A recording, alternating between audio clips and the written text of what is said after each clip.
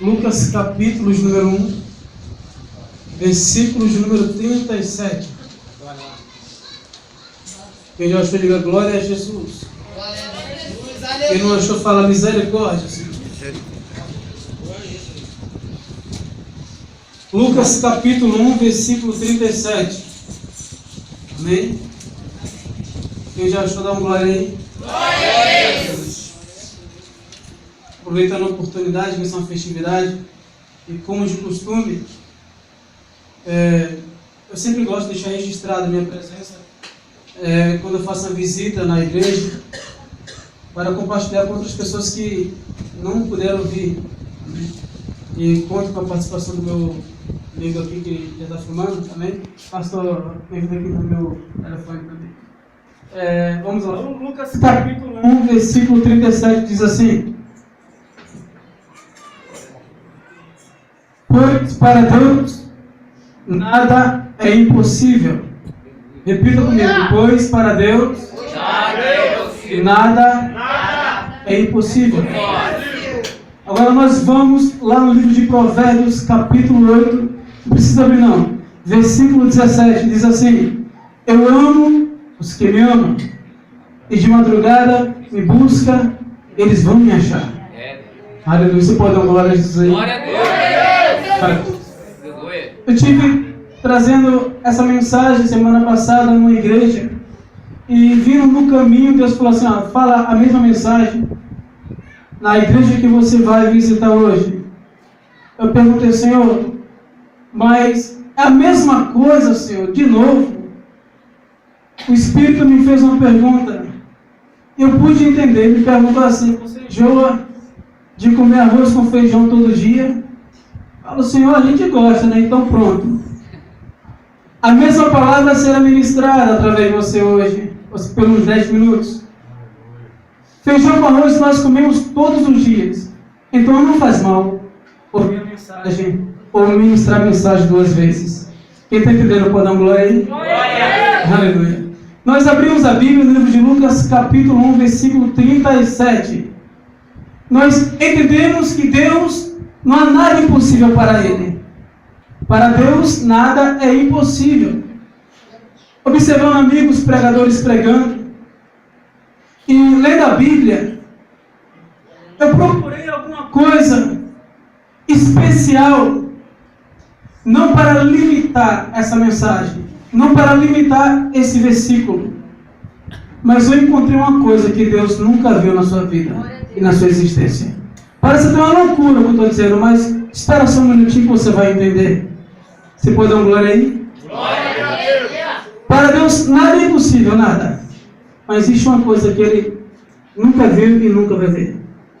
Abrindo a Bíblia no livro de Samuel, 1 Samuel capítulo 1, versículo 3, nós encontramos 2 sacerdotes, filho de Eli, Ofni e Finéia. E lá em Samuel, 1 Samuel capítulo 5, versículo 4, nós vamos encontrar uma história magnífica. Pergunta para mim qual, pastor? Nós vamos encontrar o povo de Deus saindo para uma peleja contra os filisteus. E detalhe, Deus não estava com eles. Ofni e Finéia se preparam. Eles vão à peleja com os soldados. Vão à desobediência. E de acordo com as Escrituras Sagradas, morrem 4.000 soldados israelitas. Quanto? 4.000. Repita comigo: 4.000. 4.000. Morreu 4.000 soldados israelitas porque Deus não estava com eles. Voltaram para casa triste. Os que sobraram voltaram para casa triste, fugindo. Isso é uma vergonha para um povo que sempre andou com Deus perder a batalha. Quem já ouviu falar aqui nos soldados de Davi? Os valentes de Davi, quem já ouviu falar? Glória a Deus. Davi, ele saiu recrutando pessoas para montar um exército. E Deus foi com Davi. Nessa noite está aqui dentro o exército de Jeová. Tem nada de superior do que o exército de Davi. Nós estamos aqui dentro para adorar o Rei dos Reis e o Senhor dos Senhores. Se você está comigo, dá uma glória em nome de Jesus. Glória a Deus. Aleluia. Ofni e Finéias, juntamente com seus soldados, volta para o acampamento de Israel. Ele reúne os seus líderes, os seus anciões. Presta atenção, olha para cá, por favor, em nome de Jesus. Ele reúne os seus anciões para perguntar o que aconteceu, por que ele perdeu a peleja. Os anciões lembram ele, olha, se lembra que a Arca do Concerto sempre andou conosco? A Arca do Concerto não está no nosso meio. Para quem não sabe, a Arca do Concerto representava a presença de Deus. E todas as vezes que Israel ia para a peleja, ele sempre levava a Arca do Concerto diante deles. O Filipe e os dois têm uma ideia, vamos lá buscar a arca que está na cidade de Siló. Chegando lá, eles põem a arca e levam em direção ao acampamento de Israel. Só que Deus ainda não estava com ele. Mas pastor, a arca não representava a presença de Deus, sim. Mas Deus não está com pessoas desobedientes. Deus não está com pessoas rebeldes. E o Filipe eram dois sacerdotes rebeldes. Repita comigo: serei fiel ao meu Senhor Jesus. De acordo com as escrituras sagradas, Ofni e Finéias pega a arca, leva para o acampamento de Israel. Eu imagino o povo gritando: dessa vez nós vamos vencer. Dessa vez a peleja é nossa, porque Deus vai nos dar essa guerra. Mas Deus não estava com ele. Ofni e Finéias, juntamente com todos os líderes, prepara lá um general lá. Vamos lá, agora dessa vez, vamos levar 30 mil soldados. Eu falei quanto? 30 mil soldados, pastor Alexandre. Será necessário perder mais 30 mil homens por causa da desobediência? 30 mil soldados vão para a guerra. O sacerdote, Ofni e Finéias, leva a arca na frente. Alguns levitas o acompanham. O exército de soldados vai atrás e vão gritando: Deus agora está comigo. Deus agora está comigo. Deus agora está comigo. Mas eu estou para te dizer nessa noite: Deus não opera no meio de pessoas que estão na desobediência. Ao encontro dos filisteus, eu não sei qual parte do deserto, ou muito menos qual parte foi declarada essa guerra. Eu sei que indo ao encontro dos filisteus, os filisteus preparam os seus valentes e lá vai Israel a peleja, espada vai, espada vem. E eu começo a observar, irmão, que os soldados ali que estavam morrendo, os filisteus estavam matando, porque Deus não ordenara ir à peleja. Morreu 30 mil homens. Como esquadro da primeira guerra, 34 mil soldados. Está por alguém para contar a história. Chegando no acampamento de Israel, esse mensageiro todo ferido, penso eu, começa a entrar em pranto, entrar em desespero. Perdemos a peleja, todos os nossos valores foram derrotados, 34 mil homens acabaram de ser assassinados, 4 mil na primeira e 30 na segunda, estamos sem soldado nenhum. E agora o que é que vamos fazer? Os nossos sacerdotes, Ofni e Finéias, também foram assassinados. Amada igreja, preste atenção, olha para cá em nome de Jesus. Está todo mundo está desculpado, se ele estiver dormindo, acorda ele. Escuta aí. O homem começa a entrar em desespero. As mulheres começam a gritar desesperada. Penso eu que as viúvas começam a entrar em choque. Começam a entrar em lamentos. Os homens que sobraram, que não era de guerra, começam a entrar em desespero, porque na mistério os exércitos dos filisteus, os exércitos inimigos, invadiam, a matar todo mundo, ia tomar tudo. Mas Deus estava fazendo uma limpeza naquele lugar. Diga assim comigo: Deus vai fazer uma limpeza onde tiver coisa errada. Nós encontramos o mensageiro gritando em toda a cidade. E os homens desesperados. Encontramos alguém chamado Eli, o pai de Ofni e Finéias, sentado próximo ao portão do acampamento de Israel. E ele manda chamar o mensageiro: o que está acontecendo aí? Chama esse cabra até aqui que eu quero saber, eu não estou entendendo. Os soldados foram para a guerra. Meus filhos estão lá na guerra. Ele era velho, tinha aproximadamente entre 92 a 98 anos. Era cego, ele só conseguia escutar. O mensageiro chega até ali e ele pergunta. Ele pergunta ao mensageiro: o que aconteceu lá na guerra? Diga para mim. Israel venceu.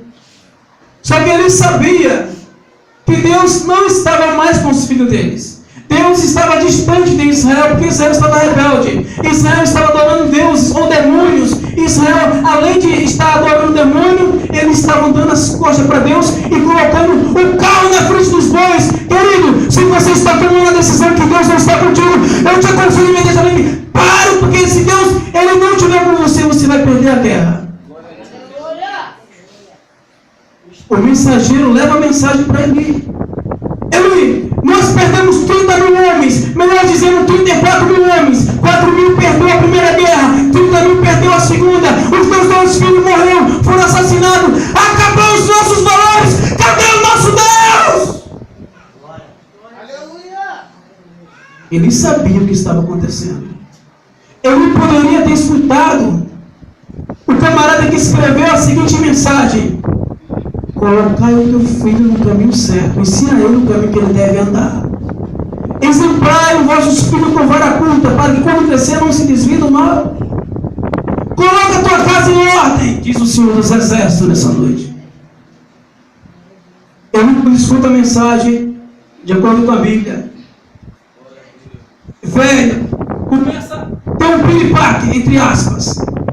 Começa a tremer as pernas, dá fraqueza. O coração começa a acelerar. Penso eu que nessa hora, quem sabe lá ele pediu a morte. Se ele pediu, Deus atendeu. Ele caiu para trás, quebrou o pescoço, bateu com o seu pescoço no portão e morreu. Agora pergunta para mim, pastor. Pergunta para mim, irmãos. Pastor, e aí? O senhor não disse que Deus ele tem uma coisa que ele nunca viu? Pergunta para mim assim: e agora? Cadê a resposta? E agora? Eu vou te dar a resposta nesse momento. Preste atenção. Uma coisa que Deus nunca viu e nunca vai ver. Olha só, ele é onisciente, ele sabe de tudo. Onipotente, todo-poderoso. Onipresente, ele está em todo lugar. Nessa peleja ele não estava lá. Ele estava de longe observando. Presta atenção. Quando os 34 mil valentes morrem, a arca do Senhor é tomada pelos filisteus. O povo da Filisteia, ou seja, os filisteus, eles levam a arca para o templo de Dagom. O demônio metade homem, metade peixe. E de acordo com os historiadores, eles colocam a arca do Senhor ao lado da imagem de Dagom. E eles começam a festejar. Eles começam a dizer: acabou, matamos 34 mil soldados israelitas. Acabou para eles, agora ficou fácil para a gente. É sinal que o Deus dele abandonou eles. Nós capturamos a presença do Deus dele. Agora nós somos mais fortes do que o povo de Israel. Acabou, acabou, acabou. Mas eu quero dizer: nada está acabado para você. Aleluia! Os camaradas começam a festejar a igreja do Senhor. Eles começam a se animar. E detalhe, a festa dura, né?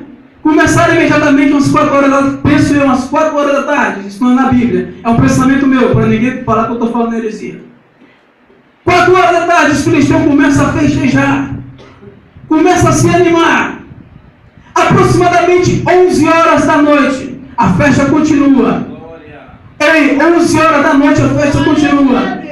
Os camaradas filisteus começam a falar abobrinha, começam a falar besteira. Nós acabamos com o exército de Israel. Nós acabamos até com o Deus de Israel. Dagom é maior do que o Jeová dos crentes. Dagom é maior do que o Jeová daqueles camaradas que venceu o faraó do Egito. Dagom nos deu vitória e trouxe o seu valor maior para o nosso meio. Aproximadamente meia-noite, a terra começa a tremer, a terra começa a abalar. 2 camaradas cheios de pinga, presta atenção, 2 filisteus discutindo entre eles lá. Agora o nosso Dagom está esmagando o Jeová dos crentes. Olha só, pensou que agora Dagom deve estar pisando na cabeça de Jeová. Pensou que Dagom agora está desmontando aquela arca que ninguém sabe o que tem lá dentro. Pensou que os camaradas começaram a blasfemar contra o Deus dos exércitos. Mas está escrito no livro de Provérbios, capítulo 8, versículo 17. Eu amo aos que me amam. Aqueles que me buscam de madrugada vão me encontrar. Eu quero dizer que quando bateu meia-noite em ponto, o milagre aconteceu. Deus, Ele fez uma coisa impressionante aos nossos ouvidos, que nós não estávamos lá para ver, mas conseguimos chegar pelo olho da fé. Uma coisa impressionante. Quem gosta de orar aqui a partir de meia-noite em diante? Quem gosta de orar na madrugada? A oração na madrugada é tão importante quanto a do meu dia. Porque Deus ele opera de manhã, Deus opera de tarde, Deus opera de noite, mas há um segredo na madrugada. Foi na madrugada, aproximadamente meia-noite, Gideão, ele teve uma estratégia da parte do Senhor e venceu os medianitas. Aproximadamente meia-noite, Sansão ele quebrou os portões da cidade de Gaza. Aproximadamente meia-noite, Paulo e Silas estão presos, o cárcere estremece e eles são soltos. Aproximadamente meia-noite, Paulo pregando uma vigília. Ei, a Euticos que estava escutando pensou que ninguém sabe nem estava blasfemando, caiu do muro e quebrou o pescoço. Aproximadamente meia-noite, Pedro estando preso, o anjo do Senhor faz uma visita a ele. Aproximadamente meia-noite, o Senhor dos exércitos matou 195 mil assírios. Aproximadamente meia-noite, o anjo do Senhor matou todos os primogênitos do Egito. Aproximadamente meia-noite, no dia seguinte, o povo de Deus saiu do Egito cantando o hino da vitória. Meus queridos e minhas queridas, eu quero te dizer que quando foi meia-noite, tá bom, ele tem que reconhecer que Deus era Deus. Uma coisa que meu Deus nunca viu, pastor Alexandre, e nunca vai ver, é um Deus maior do que ele. Tá bom, tem que deixar a onda e reconhecer que só o Senhor é Deus. Deus, ele nunca viu um Deus maior do que ele. Pastor, agora me esclareceu uma coisa que Deus nunca viu. Um Deus maior do que ele. Nunca viu e nunca vai ver.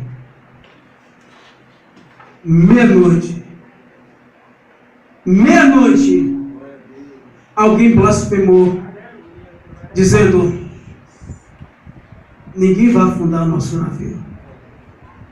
Nenhum Deus pode afundar nosso navio. Todos conhecem essa história, pessoal.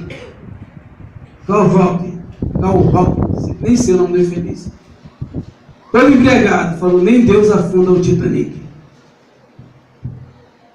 Ele pegou o barco, lotou, seguiu o destino. Antes de completar a metade da viagem, quando bateu meia-noite, exércitos afundou aquele grande navio. Por causa de uma rebeldia de um homem, Deus, infelizmente, matou mais ou menos 2.000 pessoas dentro daquele navio Titanic. Meia-noite é uma hora peculiar para Deus. Eu amo os que me amam. E de madrugada me encontram, me buscam, me acharam. Aleluia. Quem está entendendo pode dar um